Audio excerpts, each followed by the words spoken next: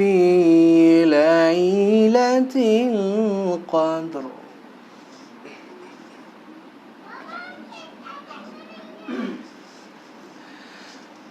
وما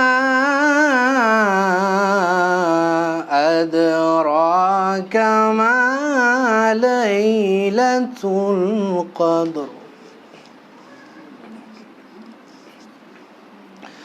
ليلة القدر خير من 1000 شهر.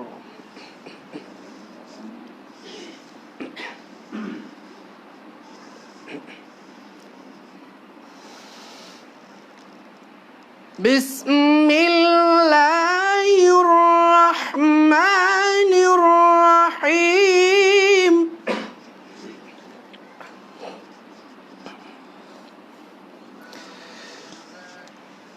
إنا أنزلناه في ليلة القدر.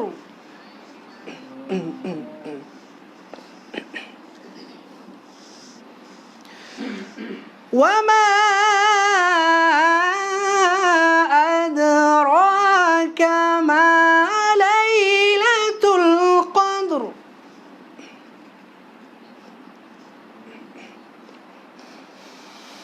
ليلة القدر خير من 1000 شهر.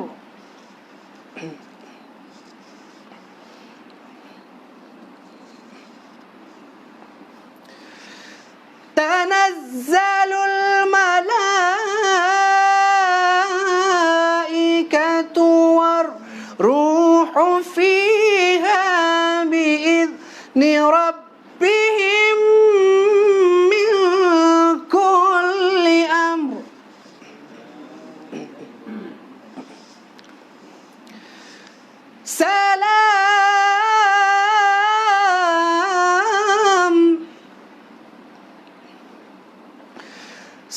سلام هي حتى مطلع الفجر.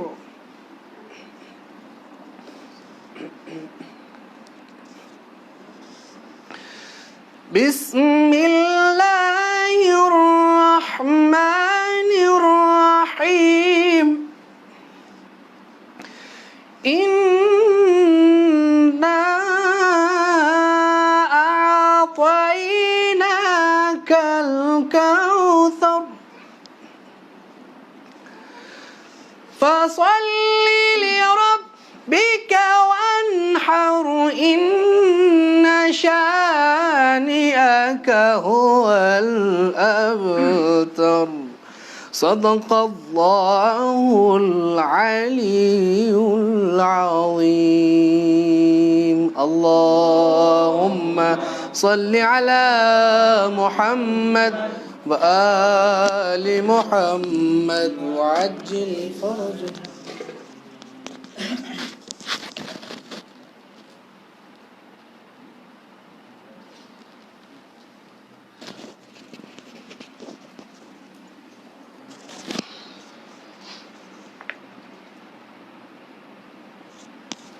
صلوات بر محمد و آل محمد.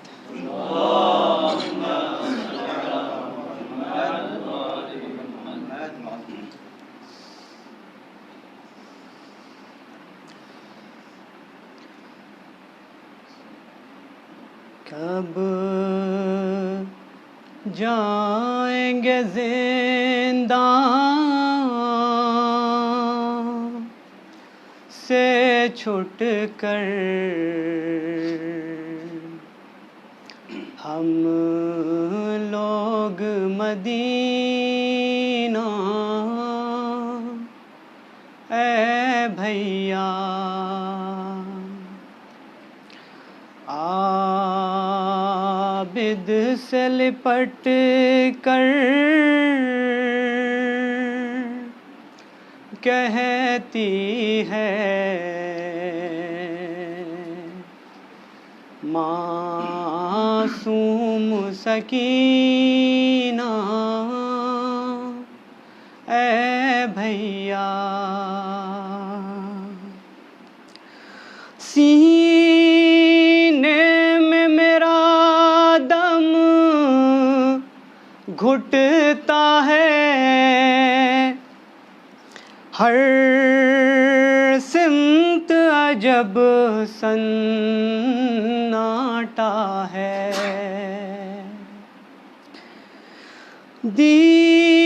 دیوار کہاں ہے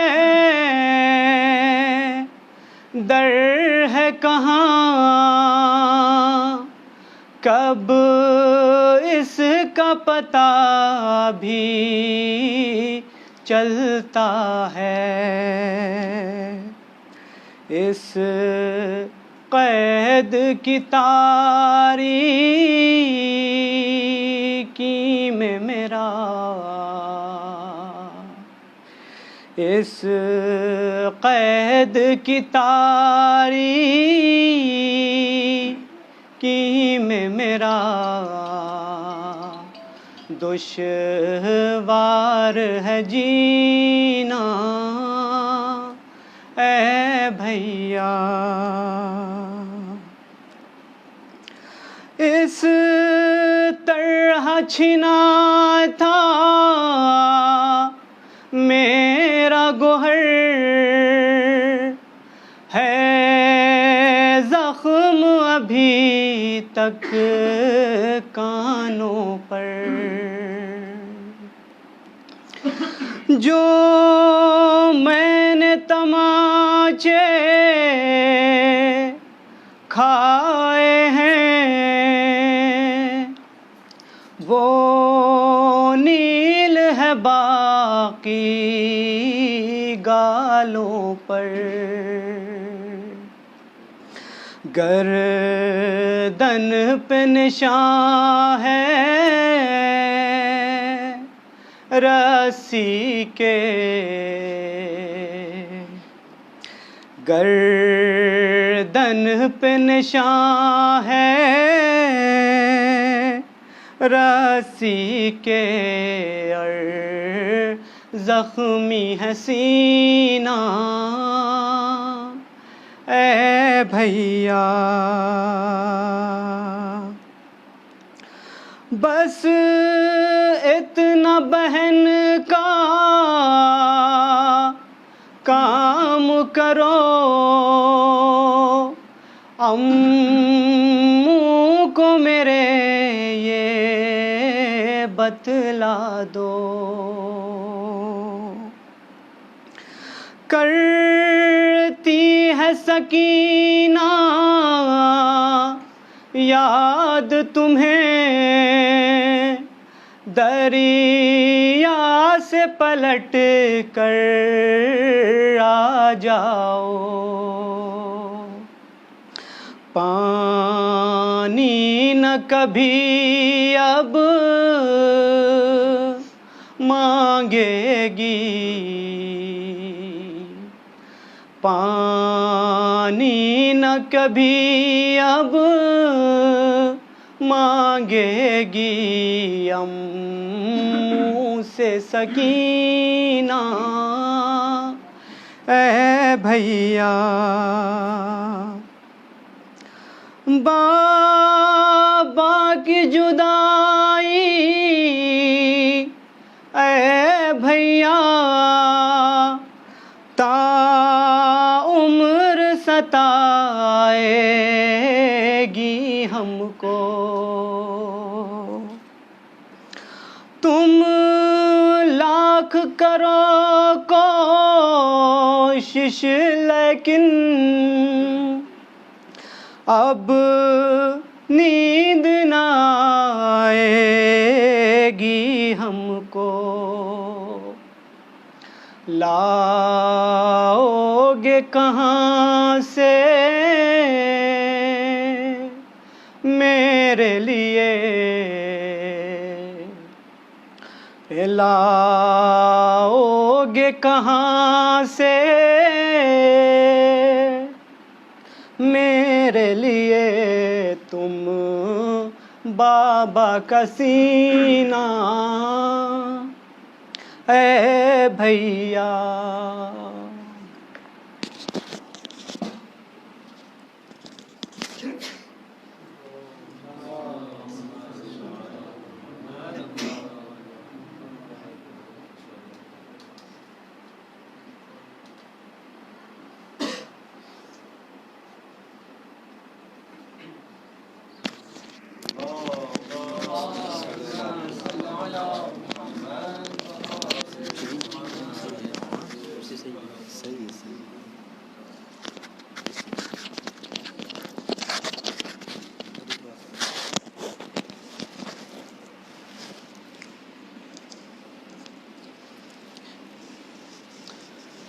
رحم اللہ من قرأ الفاتحہ. بسم اللہ.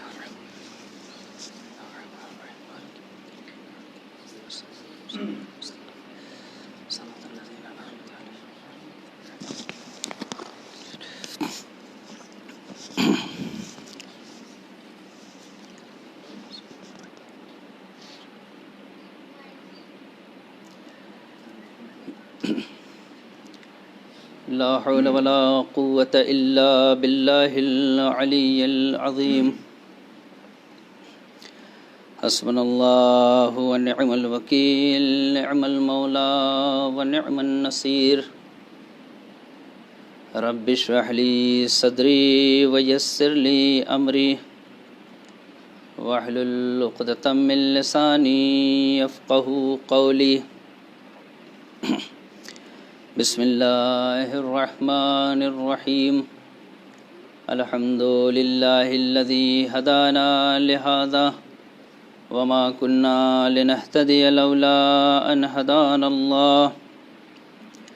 لقد جاءت رسل ربنا بالحق والصلاة والسلام على سيد أسلم ما في الوجود، سر الله في كل موجود، نقطة دائرة الوجود، صاحب لواء الحمد والمقام المحمود، الخاتم لما سبق والفاتح لمن غلق، المعلن الحق بالحق أبي القاسم محمد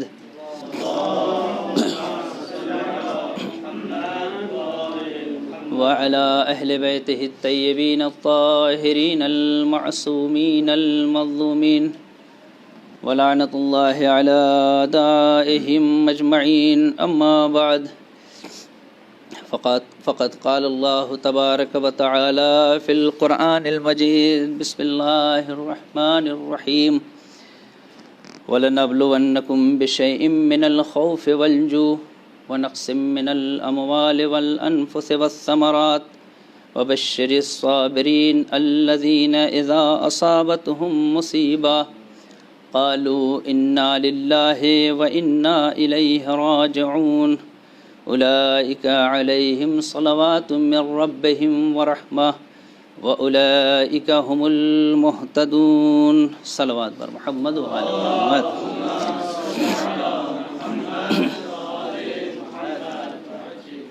التماس ہے ایک مرتبہ سورہ حمد اور 3 مرتبہ سورہ توحید کی تلاوت فرما کر مولانا اکبر علی نجفی ابن ملا یار علی صاحب فاطمہ عذرا بنت جعفر حسین کی روح پر ارسال کرنا.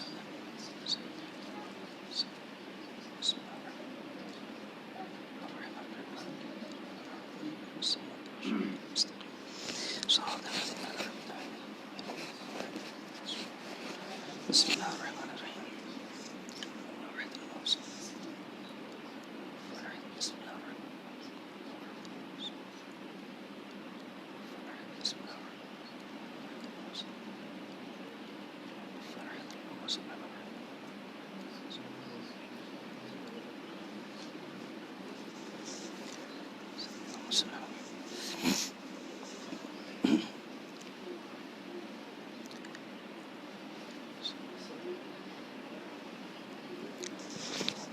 ایک صلوات پڑھیں پر محمد وآل محمد.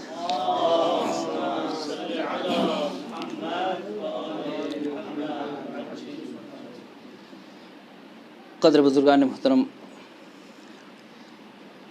قرآن مجید کی جس آیہ مبارکہ کو سرنامہ گفتگو قرار دیا ہے، بہرحال علماء اور افاضل کا مجمع ہے، مسلسل اور بارہا اس آیت کے ضمن میں آپ حضرات نے خود خطاب کیا ہوگا، اور بہتر تھا کہ جو مجھ سے بزرگ یہاں موجود ہیں، چونکہ ایک بزرگ عالم دین کی ایصال ثواب کی مجلس ہے، وہ خطاب کرتے، لیکن بہرحال حکم کی تعمیل میں آپ حضرات کے سامنے حاضر ہوں۔ ارشاد ہو رہا ہے کہ ضرور بالضرور ہم تمہیں آزمائیں گے۔ کس چیز کے ذریعے سے آزمائش ہوگی؟ خوف کے ذریعے سے، بھوک کے ذریعے سے، اموال کی کمی کے ذریعے سے، جان کے ذریعے سے، ثمرات میوہائے زندگی کی کمی کے ذریعے سے، اور پھر ارشاد ہوتا ہے کہ اے پیغمبر آپ کہہ دیجئے جو اس امتحان میں کامیاب ہونے والے ہیں ان سے، جو اس امتحان میں صبر کرنے والے ہیں ان سے آپ کہہ دیں وبشر الصابرین الذین، کن لوگوں سے؟ ان افراد سے کہ جب ان پر مصیبتیں آتی ہیں، ان کی آزمائش ہوتی ہے تو ان کی زبان پہ یہ جملہ ہوتا ہے انا للہ و انا الیہ راجعون، ہم اللہ کی طرف سے ہیں اور ہمیں اسی کی طرف لوٹ کے جانا ہے۔ اور یہی وہ لوگ ہیں جن پر اللہ کا درود و سلام اور اس کی رحمتیں نازل ہوں گی، اولئک هم المہتدون، اور یہی وہ افراد ہیں جو ہدایت یافتہ ہیں۔ عزیزان گرامی، اگر قرآن مجید کی طرف غور کریں، فکر کریں، تدبر کریں، اپنے ناقص مطالعے کی بنیاد پر یہ بات کہہ رہا ہوں کہ کم سے کم 20 مقامات ایسے ہیں جہاں پر پروردگار عالم نے آزمائش کا تذکرہ کیا ہے، امتحان کا تذکرہ کیا ہے کہ ہم تمہیں آزمائیں گے۔ کبھی آنے کے بعد آواز دیتا ہے الذی خلق الموت والحیات لیبلوکم ایکم احسن عملا، تمہارا پروردگار وہ ہے جس نے موت و حیات کو خلق کیا تاکہ تمہیں آزمائے کہ تم میں احسن عمل کے اعتبار سے کون ہے، کون ایسا ہے جس کے پاس احسن عمل پایا جاتا ہے۔ یا کبھی ارشاد ہوتا ہے انما اموالکم و اولادکم فتنہ، تمہارے اموال جو ہم نے تمہیں عطا کیے ہیں، تمہاری اولاد جو ہم نے تمہیں دیا ہے، یہ سب کیا ہے؟ باعث آزمائش ہیں تمہارے لیے۔ یا ارشاد ہوتا ہے هل اتى على الانسان حين من الدهر لم يكن شيئا مذكورا انا خلقنا الانسان من نطفة امشاج، کس لیے؟ نبتلی، ہم نے خلق کیا ملے جلے نطفے کے ذریعے سے، کس لیے؟ تاکہ تمہیں آزمائیں۔ توجہ چاروں میرے عزیزو، یعنی مختلف مقامات پر پروردگار عالم یہ کہہ رہا ہے کہ ہم تمہیں آزمائیں گے، تمہاری آزمائش کی جائے گی، تمہارا امتحان لیا جائے گا، یعنی تمہیں یوں ہی چھوڑ نہیں دیا جائے گا۔ لیکن غور طلب بات یہ ہے کہ اگر آپ ان تمام آیات کی طرف جسے قرآن مجید نے بیان کیا ہے اگر ایک مطالعہ کیجئے اور اس پہ دقت کیجئے تو معلوم ہوگا کہ جہاں جہاں بھی پروردگار عالم نے آزمائش کا تذکرہ کیا ہے وہ صرف اور صرف انسانوں سے مخصوص ہے۔ توجہ چاروں میرے عزیزوں، آپ دیکھیے پروردگار عالم نے پوری کائنات کو خلق کیا ہے، خالی انسان ہی تو مخلوق پروردگار نہیں ہے، اس نے پوری انسانیت کو خلق کیا، پوری کائنات کو اس نے خلق کیا۔ بھئی سورج کو کس نے پیدا کیا ہے؟ پروردگار نے پیدا کیا۔ چاند کو کس نے بنایا؟ خداوند عالم نے بنایا۔ آسمان کو کس نے بنایا؟ پروردگار نے بنایا۔ زمین کو کس نے بنایا؟ خدا نے بنایا۔ بڑے بڑے پہاڑ جو آپ کی نگاہوں کے سامنے ہیں کس نے پیدا کیا؟ سب کا خالق کون ہے؟ پروردگار عالم ہے۔ آپ غور کیجئے کہ جتنی بھی چیزیں اس کائنات میں موجود ہیں سب کا خالق ایک ہے، سب کا خلق کرنے والا پروردگار عالم ہے۔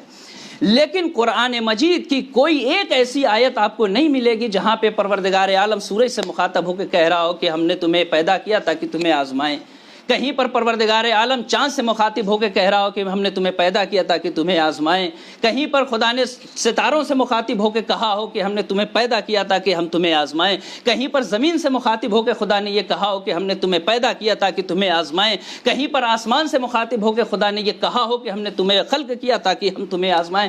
نہیں، پوری کائنات آپ دیکھیے، سورج کو بنانے کے بعد اللہ نے قسم تو کھائی ہے لیکن یہ نہیں کہا کہ ہم تمہیں آزمائیں گے، چاند کو پیدا کرنے کے بعد خدا نے قسم تو کھائی ہے لیکن یہ نہیں کہا کہ ہم تمہیں آزمائیں گے، ستاروں کو پیدا کرنے کے بعد خدا نے قسم تو کھائی ہے ستاروں کی لیکن کہیں پر یہ نہیں کہا کہ ہم تمہیں آزمائیں گے۔ جہاں بھی آزمائش کا تذکرہ ہے وہاں پر پروردگار عالم انسانوں سے مخاطب ہو کے کہتا ہے کہ ہم تمہیں آزمائیں گے۔ ظاہر ہے کہ جب یہ ساری آیتیں اس بات پہ دلالت کر رہی ہیں کہ پروردگار عالم ہمیں آزمائے گا، ہمارا امتحان لے گا، تو ایک ذہن میں یہ سوال پیدا ہوتا ہے، اے پروردگار، اتنی ساری مخلوقات کو خلق کرنے کے بعد آخر کیا وجہ تھی کہ تیری نگاہیں آ کر انسانیت کے اوپر ٹھہر گئی، اور امتحان کا اگر تو نے تذکرہ کیا ہے تو انسانوں کے امتحان کا تذکرہ کیا۔ ایک صلوات پڑھیں بر محمد و آل محمد۔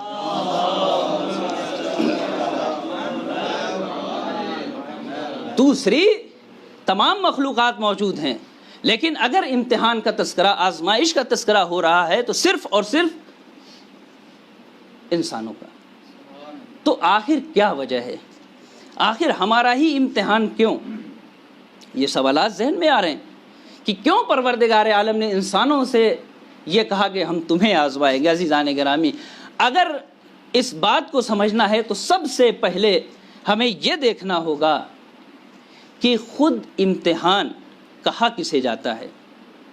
اگر امتحان کی تعریف ہم نے سمجھ لی تو خود بخود آگے کا مسئلہ واضح ہو جائے گا کہ امتحان کہتے کسے ہیں، آزمائش کہی کسے جاتی ہے، اسے پہلے سمجھا جائے۔ تو عزیزان گرامی، جب اب علماء کی کتابوں کی طرف مراجعہ کیجیے گا اور یہ دیکھیے کہ امتحان کہتے کسے ہیں، کہا کسے جاتا ہے، تو امتحان کی تعریف میں علماء لکھتے ہیں کہ امتحان کسی شے کے اندر موجود استعداد اور صلاحیت کو ابھارنے کے لیے اسباب فراہم کرنے کا نام امتحان ہے۔ توجہ عزیزان گرامی، کسی شے کے اندر، پھر دہرا رہا ہوں چونکہ اس تعریف سے مجھے آگے بھی کام ہے، کسی شے کے اندر موجود استعداد اور صلاحیت کو ابھارنے کے لیے، عالم وجود میں لانے کے لیے، اس کے جوہر کو نکھارنے کے لیے اسباب فراہم کرنے کا نام امتحان ہے۔ اب آئیے، پروردگار عالم نے کیا کہا کہ ہم آزمائش کریں گے، کس کی کریں گے؟ انسانوں کی۔ امتحان ہم کس کا لیں گے؟ امتحان انسانوں کا لیا جائے گا۔ اگر آپ اس بات سے اور اس تعریف سے متفق ہو گئے تو آپ کو اندازہ ہوگا کہ جتنی بھی پروردگار عالم نے اشیاء کو خلق کیا ہے، ان تمام مخلوقات الہی میں صرف انسان ایک ایسی شے ہے کہ جس کے اندر ایک استعداد پائی جاتی ہے کہ اگر اس کو اسباب فراہم مل جائیں تو یہ استعداد کھل کر سامنے آ سکتی ہیں۔ بقیہ کسی بھی شے میں یہ استعداد نہیں پائی جاتی کہ اگر اسباب فراہم کیے جائیں تو وہ کھل کے سامنے آئیں۔ عزیزان گرامی، جوہر ایک ایسا انسان کے اندر پروردگار عالم نے رکھا ہے۔ آپ دیکھیے، تمام اشیاء پہ ایک نگاہ ڈالیے، جن چیزوں کو خداوند عالم نے پیدا کیا ان میں کچھ ایسی ہیں کہ جو اپنی پستی کے دائرے میں محدود ہیں، وہ اپنی پستی سے باہر نہیں آ سکتی۔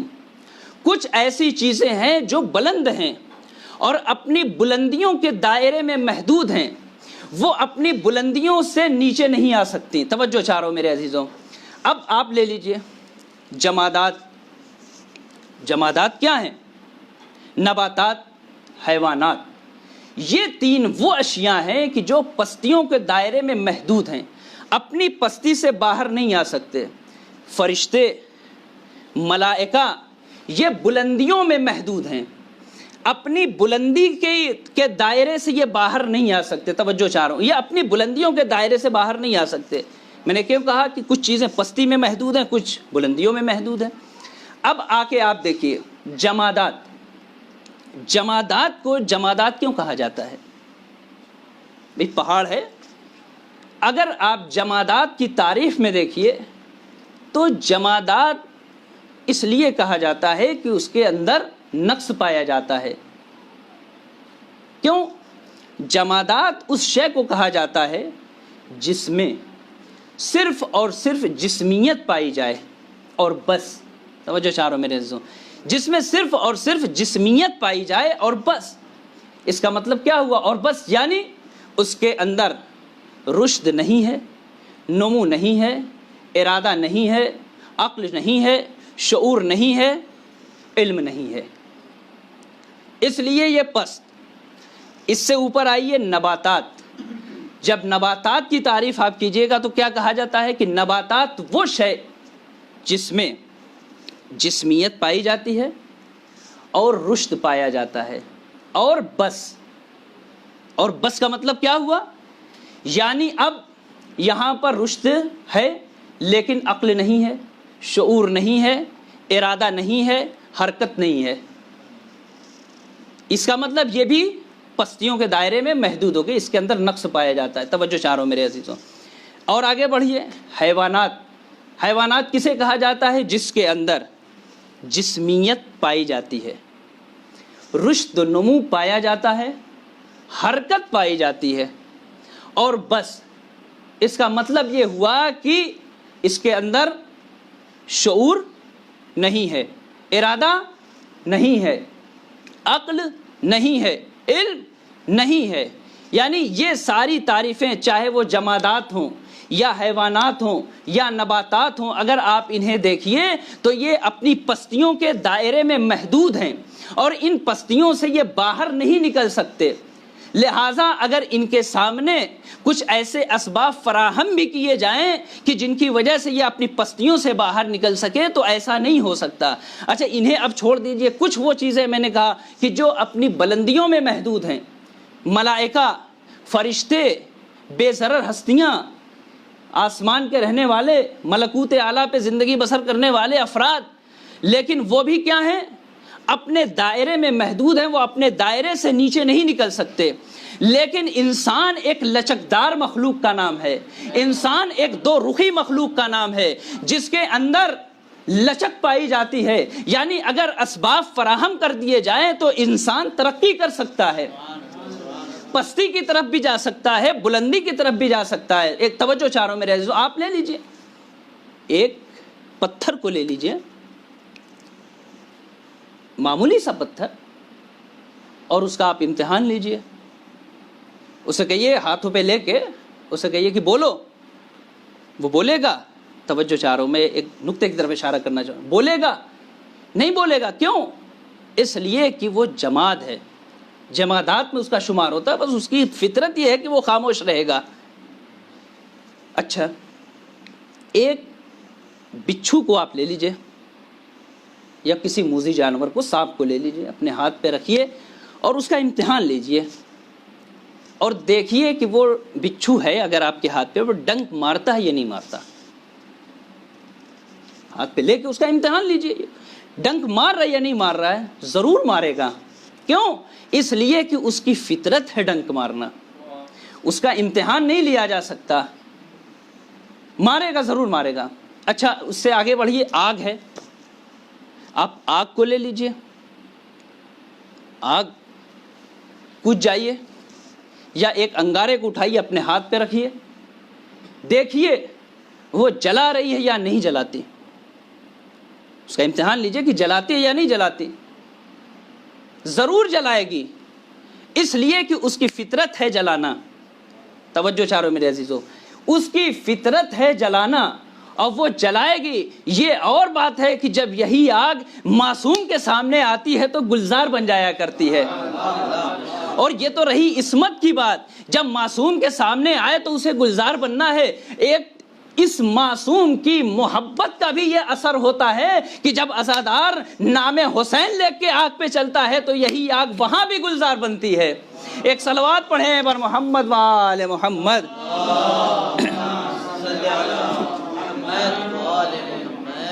یہ آگ کی خاصیت یہ ہے کہ وہ جلائے گی. تو گلزار بنی، لیکن کس کے لیے بنی؟ ایسا نہیں کہ اپنی خاصیت اس نے کھو دیا، صرف ابراہیم کے لیے بنی تھی. ورنہ اگر ایسا نہ ہوتا جو نمرودی تھے وہ گھس جاتے اندر، لیکن نہیں، گلزار بنی عصمت کے سامنے۔ توجہ چاہ رہا ہوں میرے عزیزوں۔ اچھا، پانی، ایک تالاب ہے، سمندر ہے، دریا ہے، تیرنے کا ڈھنگ نہیں ہے آپ کے پاس، اور آپ کود جائیے، دیکھیے وہ پانی ڈباتا ہے یا نہیں ڈباتا، امتحان کیجیے اس کا، ڈبائے گا یا نہیں ڈبائے گا؟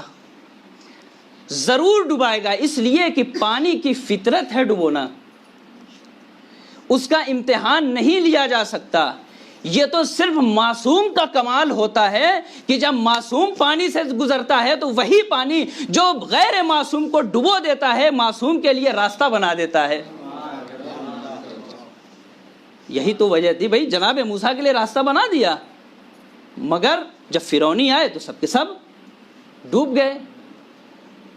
اب آئیے، امتحان اس کا بھی نہیں لیا جا سکتا۔ آپ یہ چند مثالیں میں پیش کر رہا ہوں تاکہ یہ بات واضح ہو جائے کہ انسانوں کا ہی امتحان پروردگار عالم نے کیوں لیا۔ آپ ایک شیر کو لیجئے، شیر ہے، اس کا امتحان لیجئے، کہ دیکھیے، اس کے سامنے چلے جائیے، پنجرے میں کہیں زو وغیرہ میں رکھا ہو، چلے جائیے، دیکھیے وہ چیڑ پھاڑ کرتا ہے یا نہیں کرتا، آپ کو چیرتا ہے یا نہیں چیرتا، کھاتا ہے یا نہیں کھاتا، امتحان کیجئے، ضرور چیڑ پھاڑ کر دے گا، چونکہ درندہ ہے، اس کی صفت ہے درندگی، اس کی فطرت ہے درندگی، ضرور آپ کو نقصان پہنچائے گا، آپ کو چھوڑ نہیں سکتا۔ یہ صرف معصوم کا کمال ہوتا ہے کہ جب شیر بھی معصوم کے سامنے آتا ہے تو ہاتھوں کو جوڑ کے کھڑا ہو جاتا ہے اور آواز دیتا ہے، مولا حکم ہو تو ہارون کو بھی نگل لوں۔ ایک صلوات پڑھیں بر محمد وآل محمد۔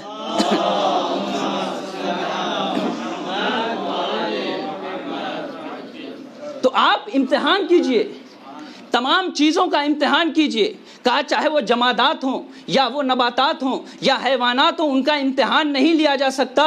یہ کمال عصمت ہوتا ہے یا کمال اہل بیت ہوتا ہے کہ جب ان کے ہاتھوں پہ کنکری بھی آتی ہے، پتھر بھی آتے ہیں، جمادات بھی آتے ہیں تو کلمہ پڑھنے لگتے ہیں۔ یا ان کا کمال ہوتا ہے کہ جب ان کے ہاتھوں پہ ان کے سامنے درخت آتے ہیں تو سجدہ ریز ہو جایا کرتے ہیں۔ یہ ان کا کمال ہوتا ہے کہ جب ان کے سامنے حیوانات لائے جاتے ہیں تو ہاتھوں کو جوڑ کے کھڑے ہو جایا کرتے ہیں۔ ایک صلوات پڑھیں بر محمد وآل محمد۔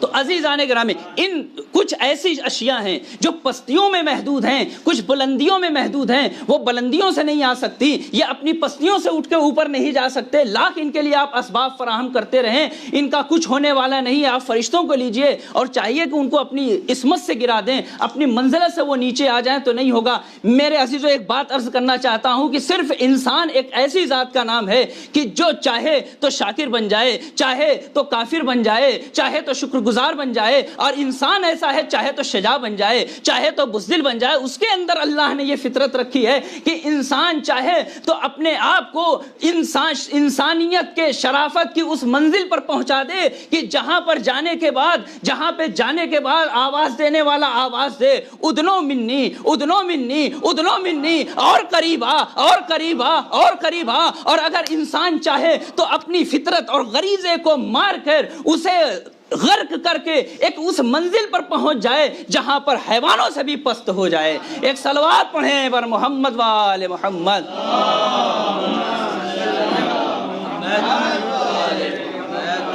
یہ صرف اور صرف انسانوں کے اندر یہ صلاحیت موجود ہے۔ عزیزان گرامی، اب آئیے، امتحانات ہوتے ہیں، آزمائش ہوتی ہے، روزانہ ہم لوگ تو عادی ہو گئے ہیں، تقریباً اکثر امتحانات دیتے ہیں۔ ہمارے بچے اب تو اس لائق ہو گئے، وہ لوگ بھی مسلسل لگے رہتے ہیں، امتحانات ہوتے رہتے ہیں۔ اب آپ غور کیجئے کہ آزمائش، امتحان،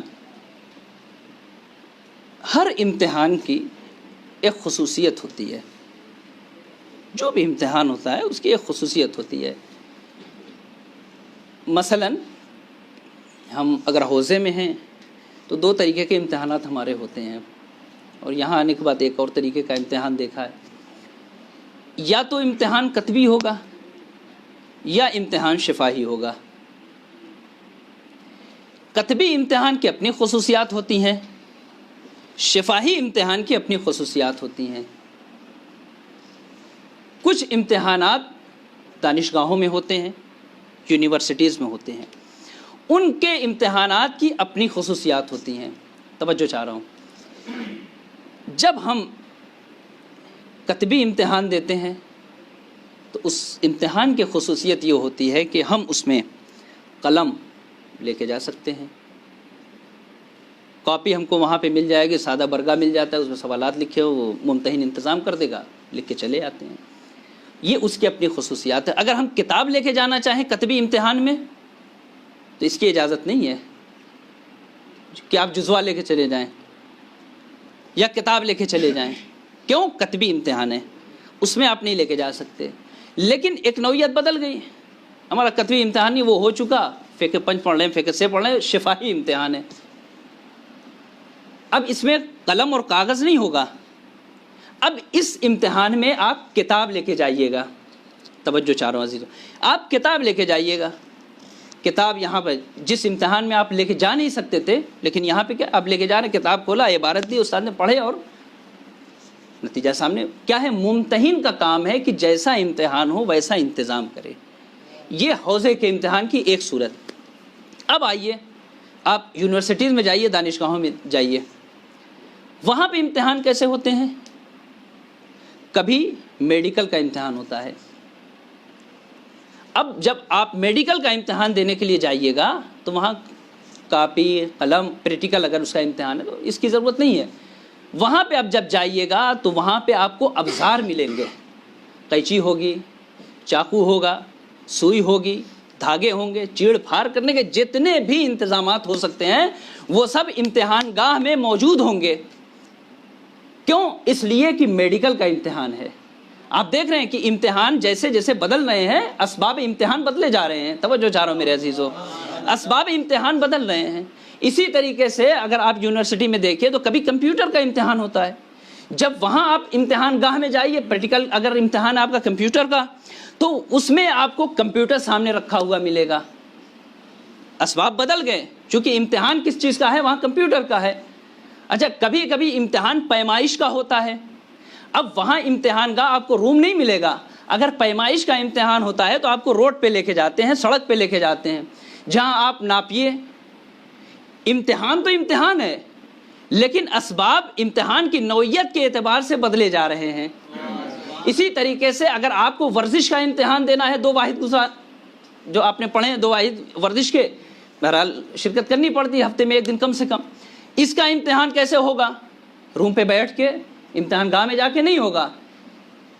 ہمارے زمانے میں اللہ یاری صاحب یہاں پہ تھے، اب پتہ نہیں کون ہے، وہ بلاتے تھے زنگنے، وہ بلاتے نہیں، امتحان کہیں اور نہیں ہوگا، میدان میں لے لیجیے، حیات میں، کہا نہیں، ورزش گاہ میں آنا پڑے گا۔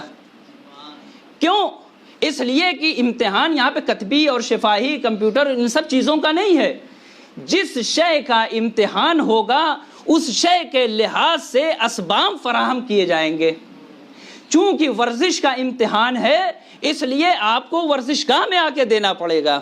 توجہ عزیزان گرامی، آپ غور کرتے جائیے، کمپیوٹر کا امتحان بغیر کمپیوٹر کے نہیں ہو سکتا، میڈیکل کا امتحان بغیر ابزار کے نہیں ہو سکتا، اور ورزش کا امتحان بغیر ورزش گاہ میں آئے ہوئے نہیں ہو سکتا، پیمائش کا امتحان جب تک آپ روڈ پہ نہیں آئے نہیں ہو سکتا۔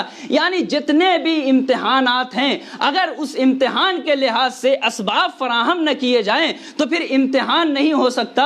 اسی طریقے سے پروردگار عالم نے کیا کہا کہ ہم انسانوں کا امتحان لیں گے۔ اب سوال یہ پیدا ہوتا ہے کہ خداوند عالم ہم سے کس چیز کا امتحان لے گا؟ کیا ہم سے کتبی امتحان لے گا، ہم سے شفاہی امتحان لے گا، خدا ہم سے کمپیوٹر کا امتحان لے گا، یا خدا ہم سے میڈیکل کا امتحان لے گا، یا ورزش کا امتحان لے گا؟ کہا نہیں، ہم نہ تو تم سے کمپیوٹر کا امتحان لینے آئیں گے، نہ ہم تم سے شفاہی اور کتبی امتحان لیں گے۔ پروردگار پھر کیا کہا؟ پروردگار عالم تم سے امتحان لے گا تمہارے کردار کا۔ پروردگار عالم امتحان لے گا تمہارے کردار کا، اور کردار کے شعبے ہیں مختلف۔ کردار کا امتحان لے گا. کردار کے شعبے ہیں مختلف، کبھی اخلاقیات ہے، کبھی عبادات ہیں، کبھی واجبات ہیں، کبھی واجب ہے، کبھی حلال ہے، کبھی حرام ہے، کبھی شجاعت ہے، کبھی سخاوت ہے، کبھی کرامت ہے، کبھی علم ہے، کبھی فقہ ہے، کبھی معارف ہے. یعنی اخلاقیات کے مختلف شعبے ہیں. تو اب پروردگار عالم ممتحن کے لیے یہ ذمہ داری ممتحن کی تھی کہ جس شے کا امتحان ہو اس کے اسباب کو فراہم کرے تاکہ طالب علم امتحان میں کامیاب ہو جائے. خدا نے کہا ہم تم سے کمپیوٹر اور ان سب چیزوں کا امتحان نہیں لیں گے، تمہارے کردار کا امتحان لیں گے، تمہاری شجاعت کا امتحان ہوگا، تمہاری کرامت کا امتحان ہوگا، تمہاری سخاوت کا امتحان ہوگا، تمہارے علم کا امتحان ہوگا. اب جب یہ طے پا گیا کہ ممتحن کے لیے ضروری ہے کہ اسباب امتحان کو فراہم کرے، تو اب خداوند عالم کے لیے واجب ہے اور اس کے لیے ضروری ہے کہ جس چیز کا امتحان لے اس کے اسباب کو فراہم کرے. اب اگر خدا کو کسی کے صبر کا امتحان لینا ہوگا تو اس کے لیے مصائب کا آنا ضروری ہے. اگر خدا کو کسی کے شجاعت کا امتحان لینا ہوگا تو میدان کارزار کا وجود میں آنا ضروری ہے. اگر کسی کو عدالت کا، کسی حاکم کی عدالت کا امتحان لینا ہوگا تو پروردگار عالم کے لیے ضروری ہے کہ اس کو تختہ خلافت دے تاکہ اس کی عدالت کا امتحان ہو سکے. تو میرے عزیزوں، جن چیزوں کا بھی پروردگار عالم امتحان لے گا اس کے لیے ضروری ہے کہ اسباب کو مہیا کرے، اسباب کو فراہم کرے. اور ایک بات یہیں پہ اور عرض کروں میرے عزیزوں، اسباب امتحان مہم نہیں ہوتے. اگر کسی کے قناعت کا لینا ہے تو پروردگار کے لیے ضروری ہے کہ اسے مال و دولت سے نوازے، تب قناعت کا امتحان ہوگا کہ یہ قانع ہے یا نہیں ہے. میدان کو فراہم کرے، میدان کارزار کو فراہم کرے تاکہ کسی کی شجاعت کا امتحان ہو سکے. تو جس شے کا بھی امتحان ہوگا اس کے لحاظ سے اب عزیزان گرامی، اگر آج کے زمانے میں کوئی عیش و عشرت کی زندگی گزار رہا ہے، کوئی آسائش کی زندگی گزار رہا ہے، تو اسے بہت زیادہ خوش ہونے کی ضرورت نہیں ہے، اس لیے کہ یہ سب اسباب امتحان ہیں. یہ ساری چیزیں اسباب امتحان ہیں. پروردگار عالم ہمارا امتحان لینا چاہتا ہے. یا اگر کوئی کسی کے اوپر مصائب آ گئے، مشکلات ہو گئے، تو اس کو پریشان ہونے کی ضرورت نہیں ہے، اس لیے کہ مصائب اور مشکلات یہ سب اسباب امتحان ہے کہ ہم صبر پہ فائز ہیں یا نہیں ہیں. اگر جنگوں کا دور شروع ہو گیا تو جنگ سے گھبرانے کی ضرورت نہیں، یہ اسباب امتحان ہے. پروردگار ہماری شجاعت کا امتحان لینا چاہتا ہے کہ ہم شجاع کتنے بڑے ہیں. عزیزان گرامی، تو ایسی صورتوں میں انسان کو خوش نہیں، مال و منال ملنے کے بعد خوش نہیں ہونا چاہیے، مصیبتیں آنے کے بعد، اس لیے کہ پروردگار عالم جو اجر دینے والا ہے اس کی نگاہ میں جو چیز معتبر ہے وہ اسباب امتحان نہیں ہے، بلکہ نگاہ پروردگار میں جو چیز مہم ہے وہ نتیجہ امتحان ہے. ایک صلوات پڑھیں بر محمد و آل محمد.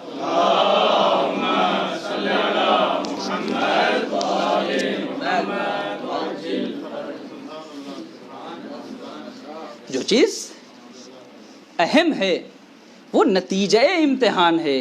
پروردگار عالم یہ دیکھنا چاہتا ہے کہ ہم نے تمہیں جو چیز دی تھی، جو تمہارا امتحان لے رہے تھے، اس کے نتیجے میں تم کہاں پہنچے ہو. مال و دولت دیا تھا، تم نے راہ خدا میں اسے صرف کیا یا نہیں کیا. تم کو ہم نے عہدہ دیا تھا، اس عہدے پہ آنے کے بعد تم نے عدالت کا خیال رکھا یا نہیں رکھا. تمہیں ہم نے ایک مقام تک پہنچایا تھا، اس مقام تک پہنچنے کے بعد تم نے مومنین کا لحاظ رکھا یا نہیں رکھا. یعنی یہ سب اسباب امتحان ہیں. خدا کی نگاہ میں جو چیز مہم ہے وہ نتیجہ امتحان ہے. اور وہاں پہ پروردگار عالم ارشاد فرما رہا ہے کہ ہم ضرور بالضرور تمہاری آزمائش کریں گے، تمہارا امتحان لیں گے. عزیزان گرامی، اور خداوند عالم نے، آپ دیکھیے، اگر کوئی عہدہ دے رہا ہے، کوئی منصب دے رہا ہے اور کسی کی عدالت کا امتحان لے رہا ہے، ممکن ہے کہ ایک شخص تخت خلافت پہ بیٹھ جائے لیکن نتیجہ امتحان میں صفر آئے، اور ممکن ہے کہ کسی سے خلافت چھین لی جائے، نتیجہ امتحان یہاں تک پہنچے کہ اگر وہ گھر بھی بیٹھا ہو تو فیصلے کے لیے، عدالت کے لیے اسے گھر سے بلانا پڑے. اس کا مطلب نتیجہ امتحان اہم ہے. عزیزان گرامی، آپ مولا کائنات کی زندگی میں دیکھیے، خلافت ملنے سے پہلے اور خلافت ملنے کے بعد زندگی میں کوئی فرق نہیں ہے. کیوں؟ اس لیے کہ انہیں پتہ ہے کہ یہ اسباب امتحان ہیں، اور اسباب فراہم کرنا ممتحن کی ذمہ داری ہے، امتحان میں کامیاب ہونا یہ ہماری اور آپ کی ذمہ داری ہے۔ عزیزان گرامی، امتحانات بھی جو ہوتے ہیں کبھی کبھی حالات باعث امتحان بنتے ہیں، اور کبھی کبھی شخصیتیں۔ بہرحال ایک عالم دین کے ایصال ثواب کی مجلس ہے جس کا تعلق، جس کا رابطہ ابتدائی حیات سے آخر حیات تک قرآن سے تھا، روایات سے تھا، روایات اہل بیت علیہ الصلوۃ والسلام سے تھا، اور جس کی زندگی اتنی بابرکت رہی، اتنی معتبر حیات رہی۔ بظاہر پروردگار عالم نے اگر اسے دیکھا جائے تو ایک سبب امتحان ایک عالم دین کے لیے رکھا ہے۔ وہ سبب کیا ہے؟ وہ علم ہے اس کا، جسے پروردگار عالم اگر کسی عالم دین کو دیتا ہے، لیکن دینے کے بعد یہ نہیں ہے کہ اسی طریقے سے چھوڑ دے، اسے نتیجے کی ضرورت ہے۔ توجہ چاروں میرے سے، اسے نتیجے کی ضرورت ہے۔ ہم نے تمہیں علم تو دیا ہے، اس علم کا فائدہ تم کسی کو پہنچا رہے ہو یا نہیں پہنچا رہے ہو؟ اس کی زکوٰۃ تم ادا کر رہے ہو یا نہیں کر رہے ہو؟ ایک عالم ربانی کے ایصال ثواب کی مجلس ہے، جہاں تک میرے علم میں ہے، میں نے دیکھا حوزہ علمیہ کی تاسیس زکوٰۃ علم ہے، یعنی نتیجہ علم کیا ہو رہا ہے؟ کامیابی کی طرف انسان بڑھ رہا ہے۔ حوزہ علمیہ ائمہ جمعہ قائم کیا آپ نے۔ ناگپور جیسی بستی میں، ناگپور جیسے شہر میں اگر جمعہ کسی نے قائم کیا ہے تو آپ نے جمعے کا قیام آپ کی ذات سے ہے، ورنہ وطن کو چھوڑ کے کسی اور جگہ پہ انسان کا جا کے بس جانا، یا کسی خاص جگہوں پہ جہاں آپ کے زمانے میں یا ہمارے زمانے میں افراد نہ ہوں، زکوٰۃ علم۔ اسی طریقے سے کتنے افراد کو جن کا تعلق دوسرے مذاہب سے تھا، آپ نے انہیں مذہب حقہ کی نشاندہی کی، مذہب تشیع کی طرف انہیں لے کے آئے، اور یہاں تک کہ آپ کے شاگردوں میں یا آپ کے ہاتھوں پہ ہدایت پانے والے افراد میں سے علماء بھی ہیں جنہوں نے آپ کے ذریعے سے ہدایت پائی۔ آپ نے اپنے علم کا فیضان جاری کیا، اس علم کے فیضان کا نتیجہ ہے کہ آج یہاں پر ان کے شاگرد بیٹھے ان کے ایصال ثواب کی مجلس منعقد کر رہے ہیں، اور یہی فیضان انسان کو زندگی بھر زندہ رکھنے کے لیے کافی ہے۔ توجہ کیجئے، تحریریں انسان کی گفتگو، انسان کا کردار اسے زندہ رکھتا ہے، ورنہ نہ جانے کتنے 2 سال تک یاد کرتے ہیں، دوسرے سال کے بعد ٹھنڈے بستے میں سب کچھ چلا جاتا ہے۔ مگر یہ علم کا فیض ہے کہ انسان کی تحریر جب تک زندہ ہے، اس کے ہاتھوں سے ہدایت پانے والے جب تک زندہ ہیں، اس کے علم کا فیضان جاری رہے گا۔ بظاہر اس نے ایک شاگرد کی اگر پرورش کی ہے تو یہ ایک شاگرد نہیں ہے، یہ ایک شاگرد شاید 10 شاگردوں کی پرورش کرے، وہ 10 شاگرد پھر 10 شاگردوں کی پرورش کرے تو 100 سے زیادہ کی تعداد بڑھ جاتی ہے۔ عزیزان گرامی، تو ایک ایسے عالم دین جو عالم ربانی ہیں، ان کے ایصال ثواب کی مجلس جنہوں نے اپنے علم کی زکوٰۃ کو ادا کیا۔ اور یہی نہیں، یہ تو علمی فیوزات تھے۔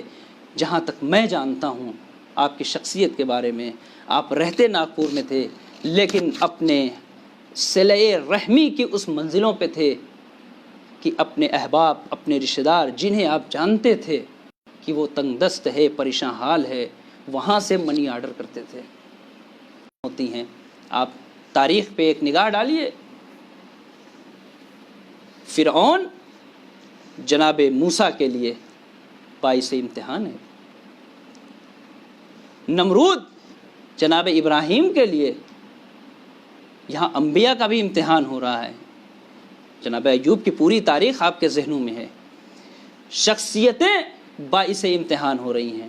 پیغمبر کے زمانے کو دیکھ لیجئے، مولا کائنات کے زمانوں کو دیکھیے، یہ سلسلہ جب شخصیتوں کا چلا تو ایک شخصیت حسین ابن علی کی ہے، جہاں پر شخصیتیں ایک دوسرے کے لیے، ایک طرف یزید ہے، ایک طرف حسین ہے، باعث امتحان ہو رہی ہیں۔ اس لیے کہ اگر موسیٰ نہ ہوتے تو فرعون کے چہرے سے نقاب نہ ہٹتی، ابراہیم نہ ہوتے تو نمرودیت کی اصلیت جو سامنے نہ آتی، اگر حسین نہ ہوتے تو یزیدیت نہ پہچانی جاتی۔ شخصیتوں کے لیے باعث امتحان ہو رہی ہیں۔ بس عزیزان گرامی، میں نے گفتگو کو سمیٹا اور تمام کیا۔ یقیناً چونکہ یہ ایام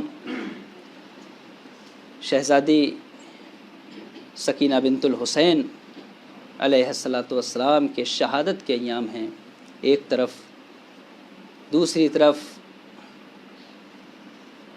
جس بزرگ شخصیت کے ایصال ثواب کی مجلس ہے، ان کا نام میرے ذہنوں میں صبح سے گردش کر رہا تھا کہ میں آخر پڑھوں تو کس کے مصائب پڑھوں۔ اس شخصیت کے نام کو شہزادے علی اکبر کے نام سے ملا دوں، یا آج یہ ایام جو چل رہے ہیں شہزادی کی شہادت کے۔ بہرحال عزاداران امام مظلوم کربلا، شخصیتوں کے لیے باعث امتحان بنی ہیں۔ کوشش کروں گا کہ دو چار جملوں میں کسی حد تک دونوں شخصیتوں کے سلسلے سے تھوڑی تھوڑی باتیں اور دو جملے ذکر مصائب کے اور مجلس کو تمام کر دوں گا۔ عزاداروں، یقیناً یہ منزل امتحان تھی سرکار سید الشہداء کے لیے، اور جتنی بڑی شخصیت ہوتی ہے اس کا امتحان بھی اتنا ہی بڑا ہوتا ہے۔ جیسی شخصیت ویسا ہی امتحان ہوتا ہے۔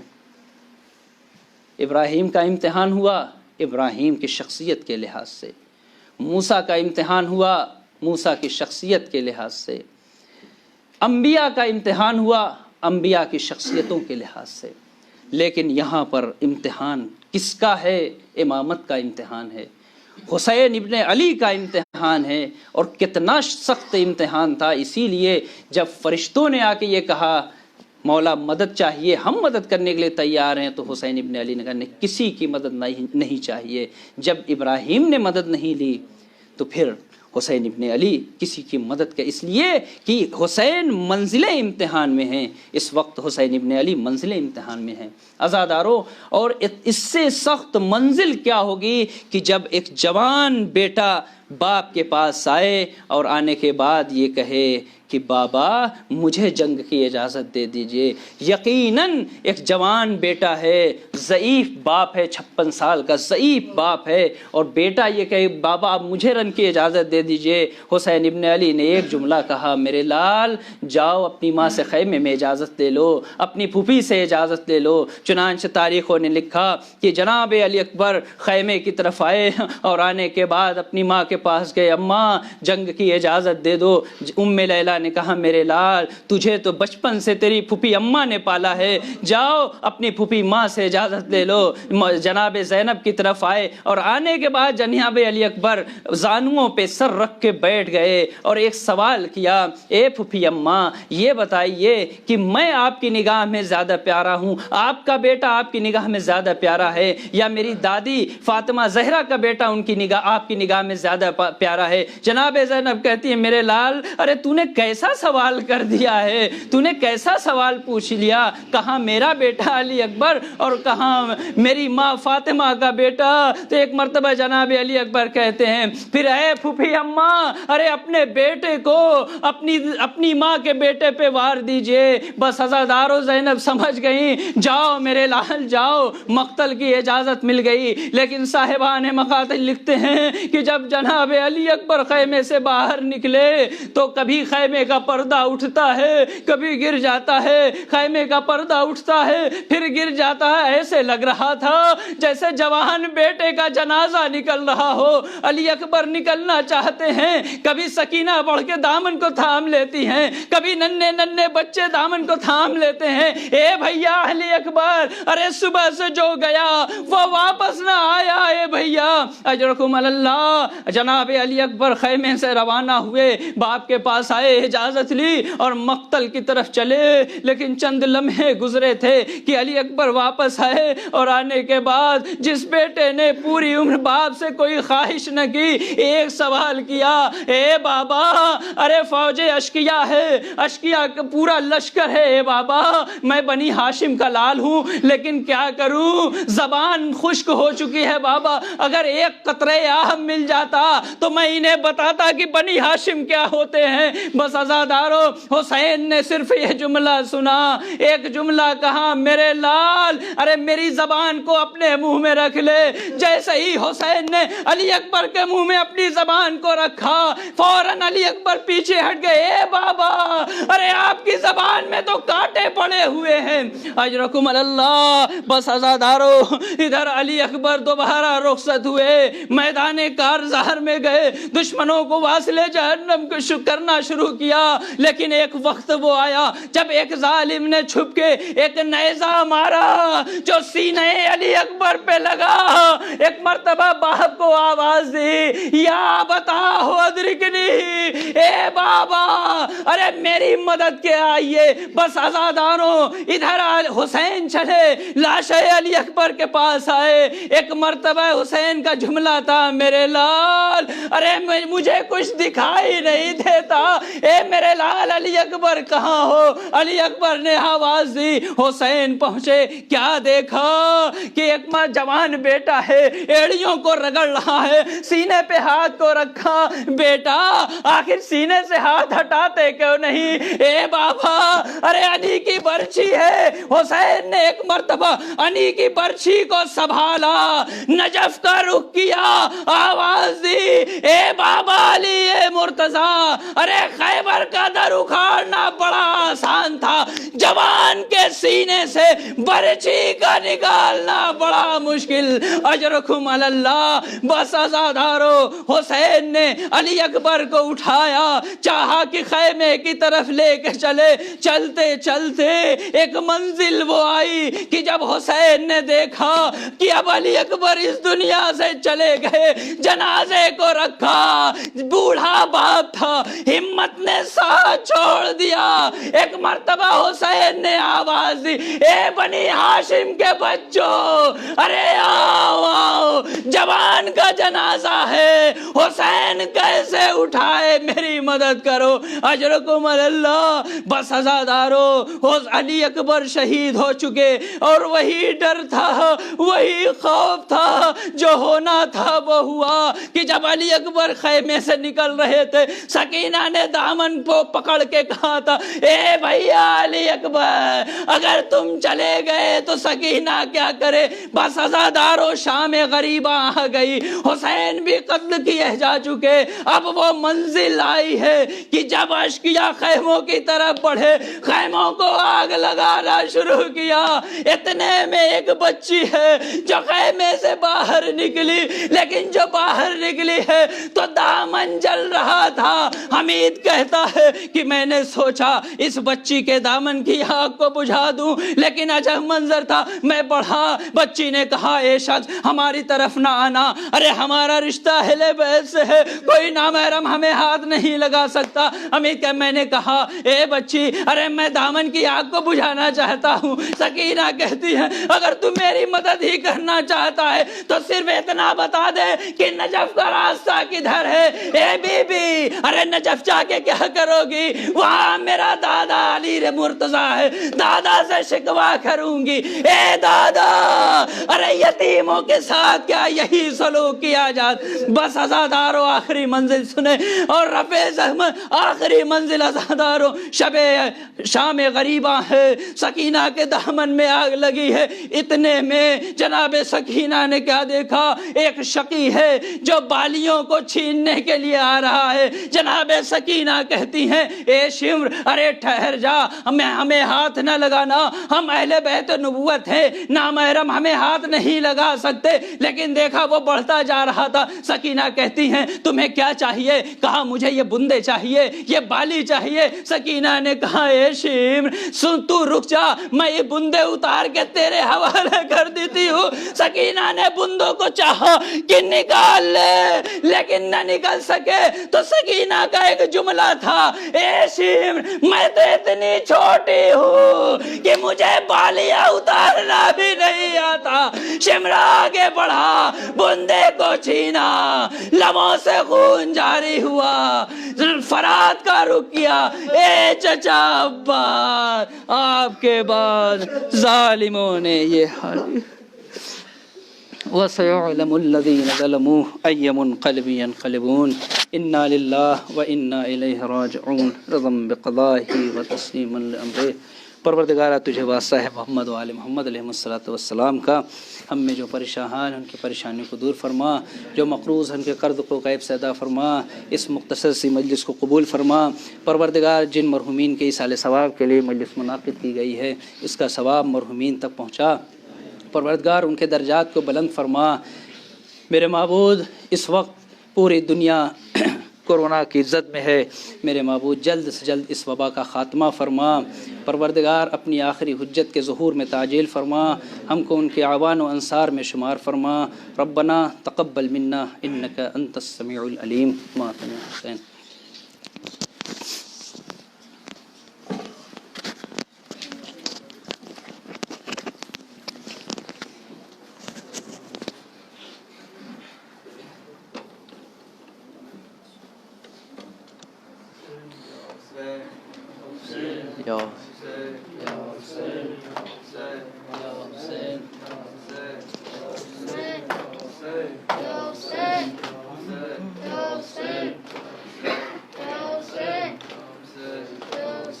یا حسین یا حسین یا حسین یا حسین۔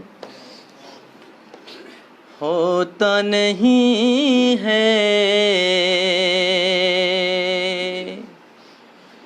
ہوتا نہیں ہے